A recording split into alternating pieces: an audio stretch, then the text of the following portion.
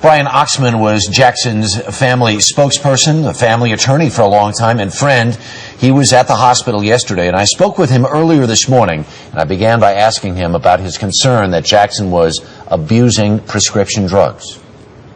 Oh, yes, I do, Harry. I had warned everyone that I could warn, and I told them that one day if Michael Jackson is going to wake up dead, which is a very odd way of putting it, but the way I was trying to say it, I was going to speak out and say that this is not right, that he has not been cared for properly, and that the people around him should recognize that they never should have permitted such a thing to happen. Do you believe people around him were enabling him, were literally helping him along in this process? I do not want to point fingers at anyone because I want to hear what the toxicology report says and what the coroner's report says, but the plain fact of the matter was that Michael Jackson had prescription drugs at his disposal at all times and that he was using them. He was in pain, so he had his reasons for using them.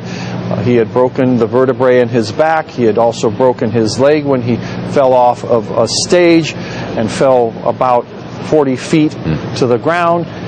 But the bottom line was that he was under the influence of prescription medications for most of the time, and it was dangerous, and I warned that it was dangerous, and all of the warnings went unheeded. I want to move on to the children now. What happens to his children?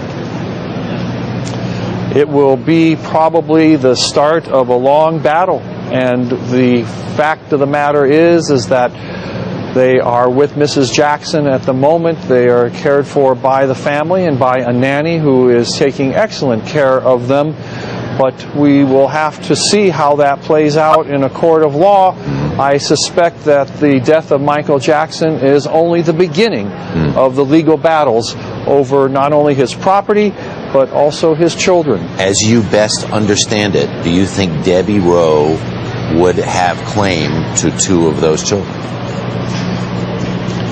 I know Debbie. I've talked to her so many times. I've worked on the case involving Debbie and Michael in the divorce. I've handled 6 divorces in this family. I always liked Debbie Rowe. And it is my experience in a court of law that when one of the parties passes away, there's always a claim of a natural parent.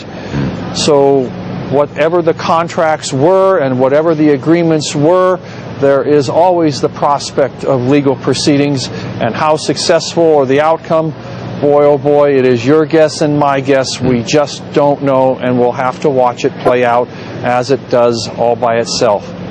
Brian Oxman, we thank you for your time this morning. Take care.